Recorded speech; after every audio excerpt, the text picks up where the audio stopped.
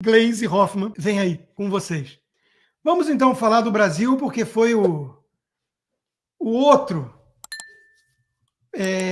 governante que acha que é imperador que foi enquadrado essa semana, né? O Alexandre de Moraes e junto com ele, pelo visto, todo o governo lulista, né? Mas antes vamos falar um pouquinho da economia do Brasil, que é o que está fazendo a bolha ser furada e cada vez mais gente que fez o L querer o Lula fora do governo, fora Lula, e pensar em aderir até mesmo a manifestações. IPCA de 1,23 é o maior desde 2016, mas a Miriam Leitão fala, calma, foi um pouquinho abaixo do esperado, porque a turma esperava uma hecatombe. O fundador da XP, Guilherme Benchimol, já diz que o Brasil vive um cenário pior do que quando a Dilma sofreu o impeachment. Conseguiram reverter um lucro da Petrobras para um mega ultra prejuízo no quarto trimestre. E no ano temos uma queda de 70% do lucro. Quem poderia imaginar que colocar a quadrilha do mensalão e do petrolão, que ocorreram em estatais, esta última na Petrobras, de volta à cena do crime, como denunciou o vice-presidente, ia fazer isso com as estatais. Rombo dos Correios, Petrobras que investia em refinaria com fatores ideológicos com o Hugo Chávez na Venezuela, comprava sucata no Texas em Pasadena com a Dilma. Quem poderia imaginar uma coisa dessas, não é mesmo? Enquanto isso, aqui não é culpa só do PT, mas o governo Bolsonaro foi o que mais fez para reverter o quadro, com uma reforma de R$1 trilhão em 10 anos, que, aliás, eu recomendo muitíssimo o documentário Caminho para a Prosperidade, do Paulo Moura, sobre a gestão da equipe Paulo Guedes. A sensação que a gente fica é olhar e falar, caramba, o Brasil viveu um sonho de ter uma equipe daquelas. Eu conheço 2/3, pelo menos, daquelas pessoas. Gente séria, com espírito público capaz, com uma agenda boa, fazendo reformas, muitas vezes debaixo do radar. E a da Previdência foi a maior delas. Hoje, está aí, déficit da Previdência, cresce 60% em 9 anos, 417 bilhões de reais. O Brasil está ficando um país velho, perdendo o bônus demográfico de vez, antes de ficar um país rico. Ou seja, não existe nada pior do que velho pobre. Não tem dinheiro nem para o remédio. Então, meus amigos, esse é o Brasil. Aí vem a turminha da Globo, a turminha das redações do Brasil, esses jornalistas, como Renato Souza, dizer: não entendo como um país tão rico como os Estados Unidos, que usa bilhões para financiar guerras no mundo, não usa esse recurso para implantar um SUS. Brilhante. A Suíça também podia estar na mesma crítica, porque a Suíça também não tem SUS. 2 países que podiam aprender muito com o Brasil, não é mesmo? Suíça e Estados Unidos podiam aprender com o Maranhão, do Flávio Dino, que tem SUS. E o único detalhe, claro, é que os petistas não usam o SUS, pelo menos não os graúdos. O Lula não pisa no SUS há 40 anos. Ele prefere o Einstein ou o sírio-libanês. Hipocrisia a gente vê por aqui. E fiquem calmos que tudo isso vai mudar agora, porque estávamos falando da agenda de feminismo, mas olha que boa notícia.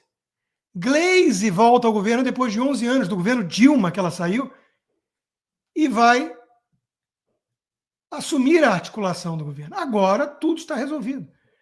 Porque, afinal de contas, é um problema de articulação e comunicação, não de produto lixo. Gleisi Hoffmann vem aí com vocês. Bom, o próprio William Vac, meio tucanão, reconhece, né, que não dá para brigar com os fatos. Esse é um governo que derreteu junto com a imprensa cúmplice. Eu, como profissional de imprensa que represento aqui o que se chama em inglês de legacy media, a mídia tradicional, convencional, a credibilidade dessa mídia foi pro ralo. E eu, como veterano jornalista, não brigo com os fatos da realidade. Isso é um fato da realidade. Esse ponto que você mencionou, quem é o guardião da veracidade objetiva dos fatos, essa credibilidade sempre foi tradicionalmente atribuída a algumas instituições.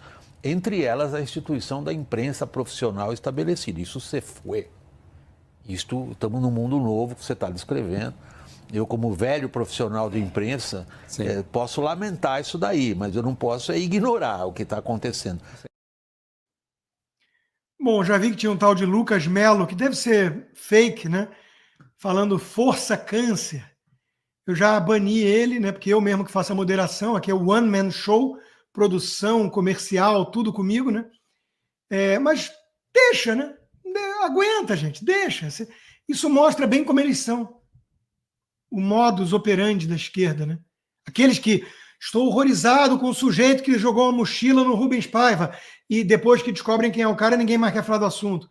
Mas o cara torcer para o câncer contra mim, isso tudo bem para eles. Tudo bem, deixa. Isso não me afeta. Não me afeta. Nós sabemos o nosso valor, o nosso lugar. E olha, com pessoas que divergem da gente, mas que não necessariamente são do mal, a gente tem que tentar sempre manter um diálogo aberto. Eu contei para vocês que o Guga Chakra me ligou. Oi, Guga.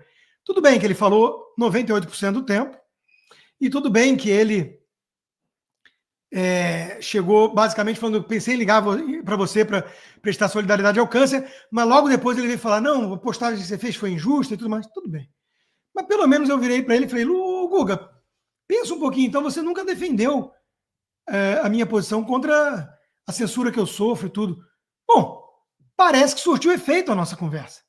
Olha só. Questionar, claro, se o STF deveria bloquear ou não contas de determinadas pessoas. Alguns eu conheço e não escrevem nada demais, viu, Marcelo? Que estão aqui há 2 anos, como podem discordo de quase tudo que eles escrevem na rede social, mas não entendo por que é bloqueado. A pessoa pode falar bobagem, dar opinião errada, tudo, mas você pode processar por calúnia, difamação, mas basicamente não entendo porque eu consigo ler, né, os perfis que são bloqueados no Brasil, porque eu estou nos Estados Estados Unidos. E de qualquer maneira, a coisa está escalando sim.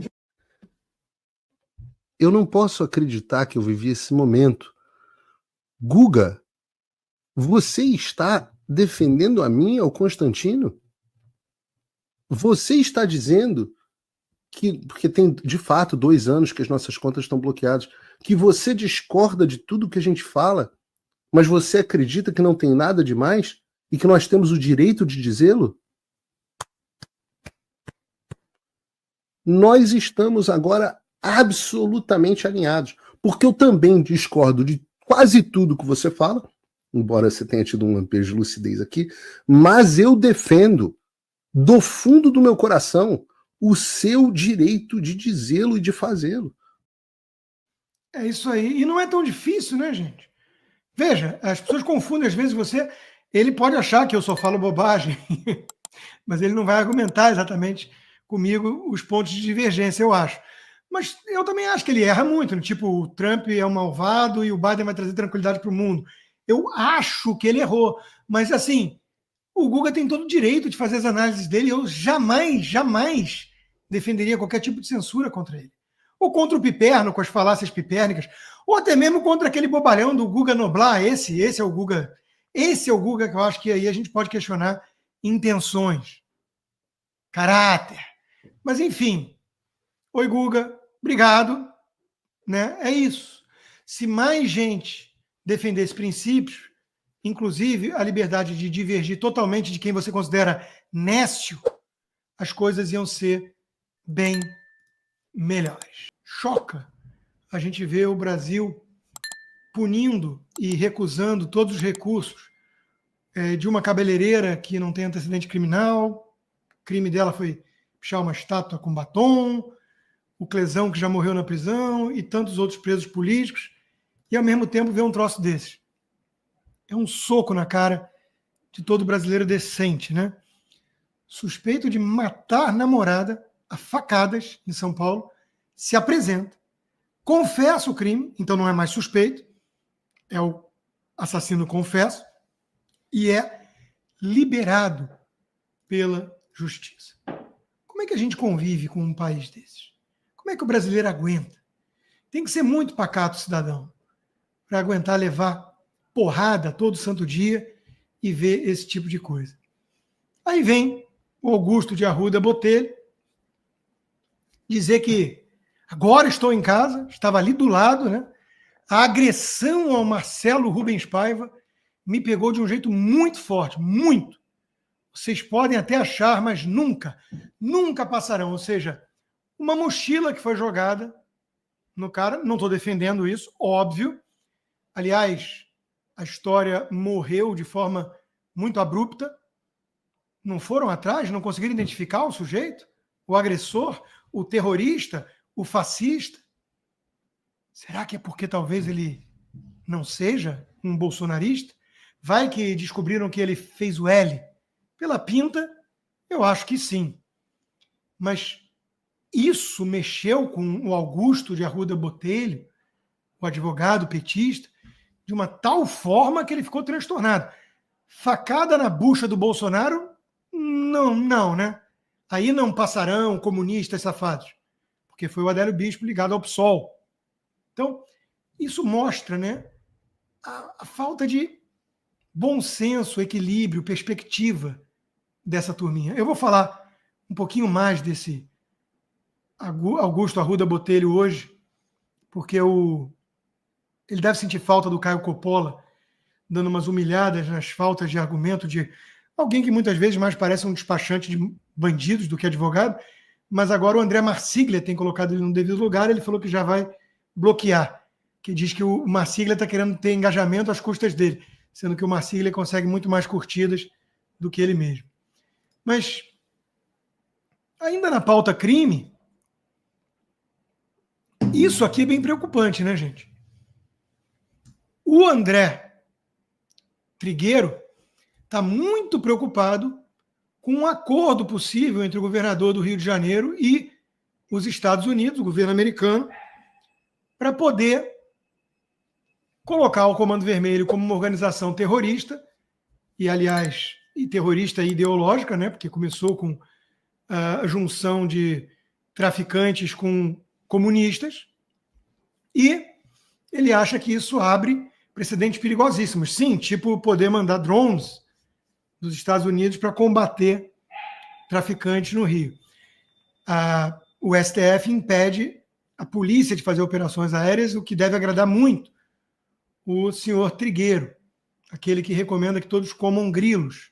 Está aqui o que ele disse. Fica complicado o governo do Estado do Rio cumprindo o seu papel, querendo resolver aqui as questões que extrapolam a competência das forças de segurança daqui, e eu vou pedir ajuda ao país de onde está vindo todo esse armamento, que é motivo de muita preocupação e problema para nós. Agora, esse país, hoje, tem uma porteira aberta na direção de entender certas organizações de narcotraficantes como organizações terroristas, e isso poderia ser apropriado.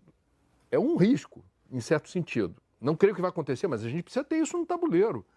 Se o governo americano, hipoteticamente, reconhece que o Comando Vermelho é uma organização terrorista, abre-se uma brecha para você dizer, em sendo assim, nos reservamos o direito de ações unilaterais à revelia do que o governo nacional do Brasil entenda, porque isso ameaça, em certa medida, os Estados Unidos. E como esse governo americano hoje, a dupla Trump e Elon Musk, tem vários interesses do ponto de vista de desestabilizar um governo que não defende a democracia, um juiz do Supremo que é assim, um presidente que é assado, você usa, eventualmente, a partir do pedido do Rio de Janeiro, uma ferramenta para desestabilizar, gerar tensão internacional. Ah, André, isso é delírio. Olha, sim, mas a gente está falando de um governo que esse primeiro mês e meio foi, para muitos, autor de vários decretos absolutamente delirantes, fora daquilo que se convencionou chamar de, eu diria, protocolos de gestão equilibrada e sensata em relação à administração de problemas. A gente abre a porteira, não é o consulado americano, é o governo Trump.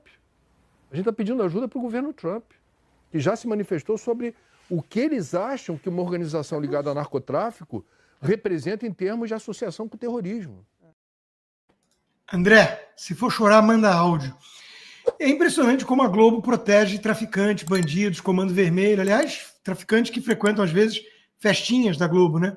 E eles não querem, em hipótese alguma, o reforço da cavalaria americana para combater os terroristas, traficantes que vêm transformando o Brasil num narco-estado. Por que será?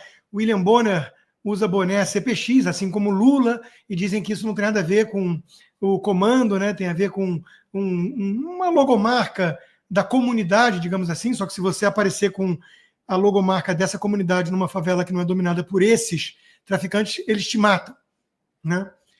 O único problema para essa turminha do Projaquistão é que cedo ou tarde eles vão plantando vento e acabam colhendo tempestade.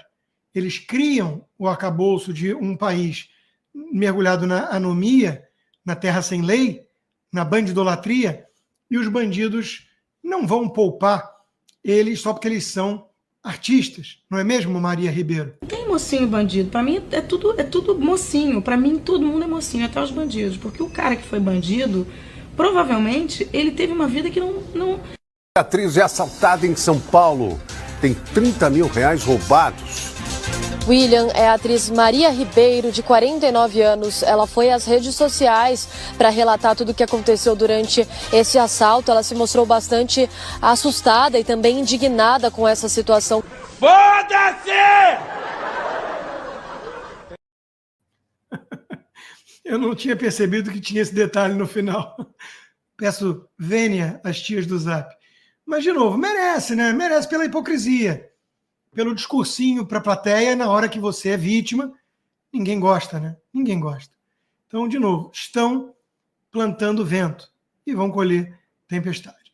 Ainda no âmbito da guerra cultural, falar um pouquinho de Covid, eu sempre falo porque vem mais Covid aí, pelo visto. Folha de São Paulo, novo coronavírus é descoberto em morcego na China. O Globo, novo coronavírus com potencial pandêmico é descoberto na China. Bom, vem o Trump com seus delírios, segundo o André Trigueiro e a Globo News, botando para quebrar o establishment, o deep state, os progressistas, os globalistas, os comunistas, todos eles em polvorosa. O que fazer? Pegaram a listinha do Jeffrey Epstein, pegaram a USAID, uma das nossas cabeças da hidra globalista para financiar a porcaria toda. O que fazer? Puxa da cartola um morcego aí, vai. Fica com pinta de ser assim, né? E por falar nisso, vem mais hipocrisia então aí, né? Médico e vice-presidente do Lula, aquele que acusava o Lula de querer voltar à cena do crime, Geraldo Alckmin, não se vacinou contra a Covid em 2024. No dos outros, é refresco, não é mesmo? Só para falar então de governo Lula, vamos entrar nisso, depois eu falo dos Estados Unidos e STF. Porque está ligado à guerra cultural, né? A agenda identitária, feminista e por aí vai. O Gilmar Mendes, que dá pitaco sobre tudo, menos Constituição, sempre aberta ao diálogo, a ministra Nízia Trindade foi fundamental para a celebração de acordos juntos ao STF com o objetivo de reduzir a judicialização da saúde. Nízia fez história ao ser a primeira mulher a ocupar a pasta com empenho, né? Quer dizer, o sujeito é um palpiteiro de politicagem, né? E a verdade é que menos uma mulher na pasta do governo, então vamos para 24% de um ministério muito inflado, só 24% é mulher, e na Globo News a turma ficou incomodada. Que vexame essa fritura da ministra Nízia, mais uma mulher sendo fritada no governo Lula, quer demitir, quer trocar, prerrogativa do presidente da República, chefe do Executivo, tudo certo. Mas faça de uma forma correta. Nízia, Ana Moser, até a ministra Daniela Carneiro do Turismo, o mesmo roteiro. Eles vão fritando, e muita coincidência sempre com mulheres no governo. Muita coincidência, um absurdo. Um governo machista. Bom, claro que o que deveria realmente preocupar a imprensa é a qualidade, a meritocracia, os créditos, né, e o legado de uma gestão como a da Nízia Trindade, que é absolutamente terrível. Se você falar que é sofrível e medíocre, você está elogiando a dengue do inverno, o presidengue, e sem falar o resto todo, né? Quer dizer, é uma pasta que colocaram uma socióloga lacradora para gerir a saúde e reclamavam na época que o Pazuello não era da área. Para vocês verem como é que funcionam as coisas. Mas por falar em general, né? De onde menos se espera é que não vem nada mesmo. O presidente do Superior Tribunal Militar diz que viu "ainda estou aqui com Lula" para enaltecer a democracia. Olha, eu vou te falar, eu sei que tem muita gente boa, muita gente séria nas Forças Armadas Brasileiras. E eu sei que eles concordam comigo. Essa cúpulazinha não vale nada. É imprestável. Imprestável.